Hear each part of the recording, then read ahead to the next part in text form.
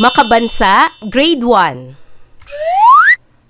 Quarter 1, Week 2, Day 1.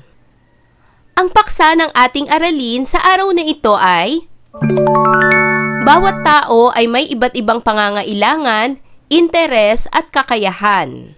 Matatag curriculum. Hello kids, it's me, Teacher Frel. Don't forget to subscribe, like, and share, and hit the notification bell for the latest video. You can also follow my Facebook page, Teacher Frel TV.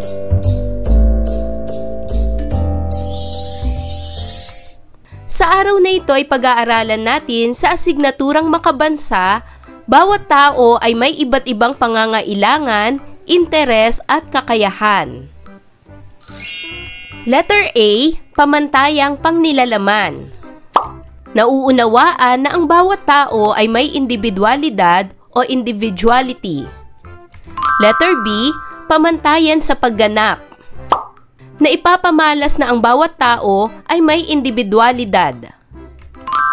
Letter C, mga kasanayang pampagkatuto. Nailalarawan na ang bawat tao ay may iba't ibang pangangailangan, interes at kakayahan. Mga layunin. Natutukoy ang mga pangunahing pangangailangan ng tao upang mabuhay tulad ng pagkain, kasuotan at tirahan. Nakapagpapakita ng pagpapahalaga sa mga pangunahing pangangailangan ng tao. At nailalarawan ang buhay ng mga Pilipino noon na nakatira sa nipa hut na napapaligiran ng mga gulay. Noong nakaraang linggo ay pinag-aralan natin ang iba't ibang katangiang pisikal ng mga Pilipino. Ngayong araw ay pag-aaralan natin ang mga pangunahing pangangailangan ng tao upang mabuhay. Ano-ano nga ba ang mga pangunahing pangangailangan ng tao? Basahin ang tula na may kaugnayan sa aralin. Ang pamagat ng tula ay Ang Aking Pangangailangan. Sinulat ni Ana N. Kalisura. Tamang pagkain ating tangkilikin. Prutas at gulay, pampasigla ng buhay. Junk foods ay iwasan, nakakasama sa katawan. Kasuotan iangkop sa panahon, na ayon sa tamang okasyon. Pag-ingatan ating kasuotan upang magamit ng pangmatagalan. Ating tirahan ay munting kubo naman. Ito ay lugar ng pagmamahalan. Bukas ito sa mga nangangailangan kung naghahanap ng masisilungan. Tungkol saan ang tula? Ang tula ay tungkol sa mga pangangailangan at tamang pamumuhay ng tao. Itinuturo sa tula ang kahalagahan ng wastong pagkain, maayos na pananamit at isang tahanang bukas sa pagmamahalan at pagtulong sa kapwa. Ano ang nais ipahiwatig ng tula sa atin? Nais ipahiwatig ng tula na mahalagang piliin ang masustansyang pagkain, magdamit ng naaayon sa panahon at okasyon, at pahalagahan ang tahanan bilang lugar ng pagmamahalan at pagkakaisa. Ipinapakita rin nito ang kahalagahan ng pagiging bukas palad sa mga nangangailangan. Paano maaaring gawing masigla ang buhay? Maaaring gawing masigla ang buhay sa pamamagitan ng pagkain ng prutas at gulay, pag-iwas sa junk food, at pamumuhay ng malusog at maayos. Ang masiglang pamumuhay ay nagmumula rin sa pagkakaroon ng maayos na pananamit, tamang ugali at pagtulong sa kapwa. Paano inilarawan ang tirahang munting kubo sa tula? Ang tirahang munting kubo ay inilarawan bilang isang lugar ng pagmamahalan. Bagamat ito ay simple o maliit, bukas ito sa mga nangangailangan, lalo na sa mga naghahanap ng masisilungan. Ipinapakita ng tula na ang kubo ay higit pa sa laki o ganda ng tahanan. Ang mahalaga ay ang pagmamahalan at pagtulong sa kapwa. Ano-ano ang mga pangunahing pangangailangan ng tao? Ang mga pangunahing pangangailangan ng tao ay ang mga bagay na mahalaga upang mabuhay, manatiling malusog at magkaroon ng maayos na pamumuhay. Tinatawag din itong basic needs. Narito ang mga pangunahing pangangailangan ng tao. Una, ang pagkain. Kailangan ng tao ang masustansyang pagkain at sapat na nutrisyon upang manatiling malusog ang katawan, magkaroon ng lakas at makaiwas sa sakit. Pangalawang pangangailangan ng tao ay ang damit. Kailangan ng tao ang damit sapagkat nagbibigay ito ng proteksyon laban sa init at lamig. Kapag mainit ang panahon, magsuot ng manipis na damit gaya ng sando upang maging maginhawa ang pakiramdam. Kapag malamig naman ang panahon, magsuot ng makapal na damit gaya ng jacket o sweater upang hindi ginawin. Ang pangatlong pangangailangan ng tao ay ang tirahan. Kailangan ng tao ang tirahan o bahay sapagkat nagsisilbing proteksyon ito laban sa masamang panahon gaya ng tag-init at tag-ulan, panganib na dulot ng masasamang tao at nagbibigay ng lugar para sa pahinga at kaligtasan. Kailangang matugunan ang ating mga pangangailangan dahil ito ang pundasyon ng ating kaligtasan at kalusugan. Ang mga pangunahing pangangailangan tulad ng pagkain, kasuotan at tirahan ay kailangan ng ating katawan upang manatiling buhay. Kung wala ang mga ito, maaaring magkasakit o mamatay ang isang tao.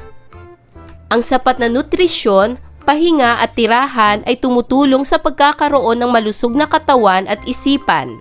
Kapag natutugunan ng mga ito, mas malakas ang resistensya ng tao laban sa sakit. Dapat din tayong kumain ng masustansyang pagkain upang manatiling malakas, malusog at masigla. Ang pagkain ng gulay at prutas ay nakabubuti sa ating katawan. Iwasan ang pagkain ng mga junk foods gaya ng chichirya at candy. Limitahan ang madalas na pagkain sa mga fast food at pagkain ng mga processed food. Iwasan din ang madalas na pag-inom ng soft drinks. Kung puro hindi masustansyang pagkain ang kinakain, maaaring magkasakit, manghina ang katawan, bumaba ang resistensya, mahirapang mag-isip o mag-aral dahil kulang sa nutrisyon at marami pang iba na maaaring mangyari. Kailangan rin ng tamang kasuotan bilang proteksyon sa katawan laban sa init, lamig at ulan. Ang malinis at tamang damit ay nakakaiwas sa sakit at impeksyon. Mas komportable tayong kumilos kung ang suot ay tama at maayos. Kung walang tirahan ng isang tao, maaring mangyari ang mga sumusunod. Gaya ng walang proteksyon laban sa ulan, init, lamig at panganib. Mahirap matulog o magpahinga kaya humihina ang katawan. Hindi makapag-aral ng maayos dahil walang maayos na lugar para magbasa o magsulat. At nagkakasakit dahil exposed sa alikabok, lamig at maruming kapaligiran. Pahalagahan mo ang iyong tirahan sa pamamagitan ng pagpapanatiling malinis ang loob at labas ng bahay. Tumulong sa gawaing bahay tulad ng pagwawalis, paghuhugas ng pinggan o pag-aayos ng gamit. Sumunod sa patakaran ng magulang o nakatatanda sa loob ng tahanan. Ngayon ay dumako na tayo sa pagsasanay bilang isa.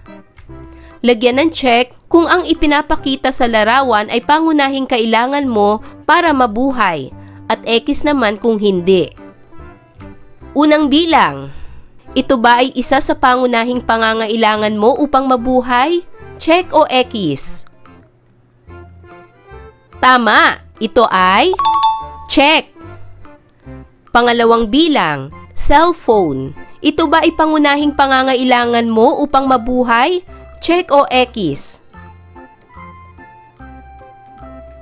Tama, ito ay X. Pangatlong bilang, tirahan. Ito ba ay pangunahing pangangailangan mo upang mabuhay? Check o X? Tama, ito ay check. Pang-apat, bisikleta. Ito ba'y pangunahing pangangailangan mo upang mabuhay? Check o X? Tama, ito ay X. Hindi ito pangunahing pangangailangan. At pang-lima, damit. Ito ba'y pangunahing pangangailangan mo upang mabuhay? Check o X? Tama, ito ay check. Ito ay pangunahing pangangailangan. Ang pangunahing pangangailangan ng tao ay ang pagkain, tirahan, at damit. Para naman sa pagsasanay bilang 2, isulat ang T kung ang pangungusap ay tama at M kung mali. Unang bilang, ang tirahan ay nagsisilbing proteksyon laban sa masamang panahon. Ito ba ay tama o mali? Magaling! Ito ay letter T, tama. Pangalawa, ang pagkain ng junk food ay nakakasira ng kalusugan ng isang tao. Ito ba ay tama o mali? Magaling! Ito ay letter T, tama. Pangatlo, pangunahing pangangailangan ng isang bata ang laruan. Ito ba ay tama o mali? Magaling! Ito ay letter M. Ibig sabihin, mali. Pang-apat, kumain ng prutas at gulay upang maging malusog ang katawan. Ito ba ay tama o mali? Magaling! Ito ay letter T. Ibig sabihin, tama. At pang-lima, isuot pa rin ang mga sirang damit. Ito ba ay tama o mali? Magaling! Ito ay letter M. Ibig sabihin, mali. Tandaan, ang mga pangunahing pangangailangan ng tao ay ang pagkain. Kailangan ng tao ang masustansyang pagkain at sapat na nutrisyon upang manatiling malusog ang katawan, magkaroon ng lakas at makaiwas sa sakit. Pangalawa, damit. Kailangan ng tao ang damit sapagkat nagbibigay ito ng proteksyon laban sa init at lamig. Kapag mainit ang panahon, magsuot ng manipis na damit gaya ng sando upang maging maginhawa ang pakiramdam. Kapag malamig naman ang panahon, magsuot ng makapal na damit gaya ng jacket o sweater upang hindi ginawin. At pangatlo, tirahan. Kailangan ng tao ang tirahan o bahay sapagkat nagsisilbing proteksyon ito laban sa masamang panahon gaya ng tag-init at tag-ulan, panganib na dulot ng masasamang tao at nagbibigay ng lugar para sa pahinga at kaligtasan. Ayan mga bata, naunawaan niyo ba ang ating aralin sa araw na ito? Kung ganon, magaling! Mga bata, sana'y marami kayo natutunan sa ating aralin. Hanggang sa susunod na video lesson, paalam! Thanks for watching!